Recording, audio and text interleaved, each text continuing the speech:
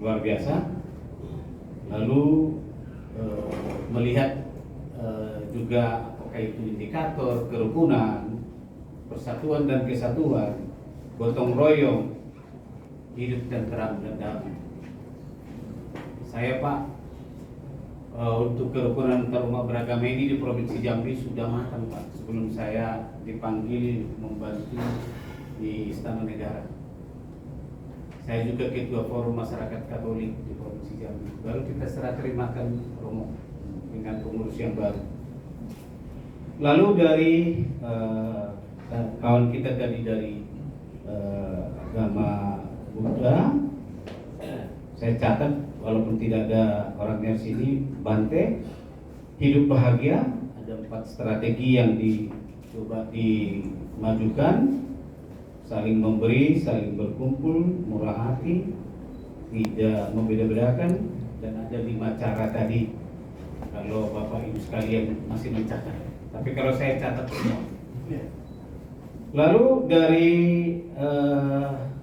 Pak Mursid dari Konghucu, ini luar biasa. Kami juga catat bahwa kehidupan ini perlu dijalin dengan saling bersaudara, melihat dari sisi saling bersaudara dan juga menghindari adanya permusuhan. Ini yang kami tangkap sebenarnya buku tentang agama dan kepercayaan ini sudah kami susun di Jambi, Romo, oleh Kerukunan Antarumat Beragama dengan Pak Tukijan. Jadi mudah-mudahan ke depan buku itu bisa kita bawa ke Toba ya. Bisa kita perbanyak lagi, mungkin bisa diperkaya Pak. Yang saya tangkap itu, tetapi kami sudah pernah menyusun buku itu. Mudah-mudahan ada upaya konkret ke depan kita melalui simposium ini kita siapkan buku itu lebih baik lagi supaya ada jadi panduan kita. Lalu dari Pak Ida Bagus yang diwakilkan oleh Bu Nukning tadi, di sana ada keindahan, di sana ada kesadaran, di sana juga ada kebahagiaan. Saya melihat tadi hampir semua narasumber ini arahnya ke kebahagiaan. Jadi saya lalu teringat dengan filosofi yang selalu menjadi falsafah hidup saya, Romo. Only education can open the mind and the heart of people to achieve happiness. Jadi hari ini kita mendapatkan pembelajaran sebagai edukasi. Harapan kita bisa membuka pikiran dan hati kita supaya kita bersama-sama mewujudkan kebahagiaan di Nusantara ini. Bapak Ibu sekalian, dari Romo Budi yang sudah sangat terkenal.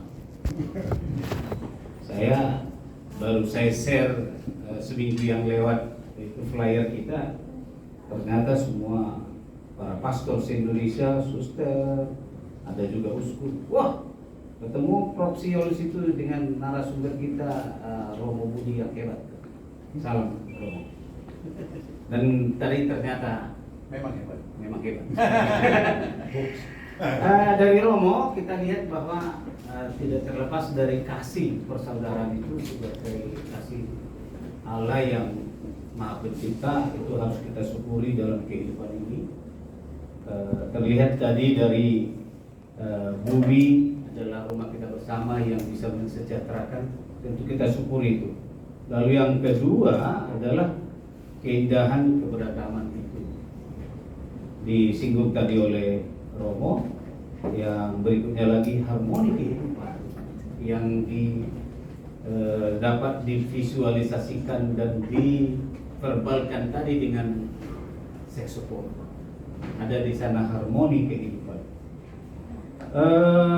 Gus Masuri itu dari NU, kami mencatat tadi ada banyak ini menjaga sesama dalam konteks negara. Ini yang mungkin nanti akan kita arahkan di dalam wujud kita sebagai ending atau strategic goals daripada ngopi kebangsaan ini, supaya nanti ada konkretnya. Kita harapkan bahwa ada yang mau kita rekomendasi dari hasil pertemuan ini. Lalu ada 4 tahapan, ada 4 sikap, ada teknologi ukhuwah. Ini kami catat juga. Ini yang di tangan saya ringkasan, yang di dalam HP saya ada yang lengkap supaya nanti bisa jadi kita pedomani dalam membuat rumusan. Lalu dari Pendeta Retno, di situ ada tadi menduda nilai-nilai sentral. Kita nilai-nilai sentral di Kristen tentunya mungkin cinta kasih tadi. Lalu ada semangat gotong royong. Ada yang paling menarik tadi adalah ketangguhan masyarakat. Lalu yang terakhir, kerendahan hati. Izinkan saya, para narasumber dan kita semua, kalau Bapak ikuti hari ulang tahun kita ke-73, saya masih di eselon 1 di Seknek, maka tagline hari ulang tahun itu adalah SDM unggul. Ya, saya ambil dari buku Human Resource Champion dari Harvard Business University di Boston. Lalu hari ulang tahun ke-74, ya, itu tagline-nya adalah Indonesia Maju.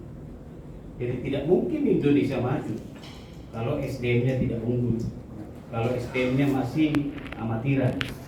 Apa yang kita bicarakan dari perspektif masing-masing yang menduga nilai-nilai tadi, itu adalah bagian adalah memperkuat SDM Indonesia ini menjadi SDM unggul. Ini yang kita harapkan. Tapi kalau masih ada yang berpikiran yang suka membangun hoax, membangun ini, itu bukan SDM unggul, bukan cirinya SDM unggul.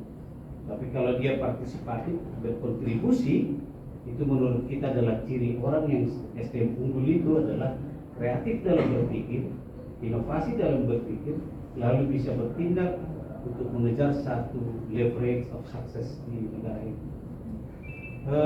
Tidak memberikan kuliah, saya singkatkan aja. Dari panitia menitipkan ke saya, Pak Dwi, bahwa di dalam diskusi kita ini paling tidak ada 3 yang harus kita coba lihat. Pertama adalah kesetaraan. Tadi sudah disinggung juga oleh Gus dari NU tadi, Mas Suri, bahwa seperti salam tadi pun, seperti rahayu itu adalah satu bentuk kesetaraan. Ya, itu adalah sesuatu yang harus juga kita. Tema ini adalah simposium setara menata kebangsaan. Lalu kedua, toleransi. Kita sudah banyak akan membicarakan itu. Yang terakhir adalah aksi bersama. Harapan kita bahwa aksi bersama ini kalau bisa dituangkan Pak Ketua Umum sebagai rekomendasi kita, apakah nanti itu rekomendasi itu ditujukan kepada pemerintah daerah, provinsi atau kabupaten kota di Indonesia, maka menurut saya bahwa harus ada aksi konkret yang kita gariskan. Contoh seperti apa yang sudah dilakukan oleh NU menjaga rumah ibadah, menjaga gereja. Lalu nantinya kira-kira bayangan kita ke depan lahir dari Rema ini, dari pertemuan seperti ini, ngopi kebangsaan ini di Solo, kira-kira bisa dah setiap 7 narasumber tadi minimal ada 1 gagasan untuk bisa kita kerjakan secara bersama-sama. Kalau itu bisa kita lakukan, tentunya ini hasil dari Solo ini adalah betul-betul bisa membuahkan satu ke depan. Ini Romo kalau sudah terlanjur pernah jadi konseptor untuk pemerintahan, harus bisa kita membuat satu kebijakan baru, polisi. Ya, yang kedua adalah apa strategi kita ke depan supaya kebijakan yang kita tempuh tadi bisa kita lakukan. Yang terakhir adalah supaya kita jangan omong doang nanti, maka harus ada konkret kegiatannya, aksinya. Bagaimana aksi itu bisa jalan kalau kebersamaan itu kita tidak jalin? Pengalaman saya, apapun yang direncanakan, kalau tidak ada dananya, pastor, makanya orang Batak bilang, hebat dona mengatur negara. Kita buat satu program sekecil apapun, tapi kalau masing-masing agama dan kepercayaan ini saling berkontribusi untuk menjalankan program bersama tadi, saya pikir baru jalan. Merdeka. Ya. Baik Bapak Ibu sekalian, kami tutup sebagai prolognya sesi kedua ini, saya sengaja buatkan agak sedikit panjang supaya diskusi kita ini semakin pendek dan kita semakin cepat pulang.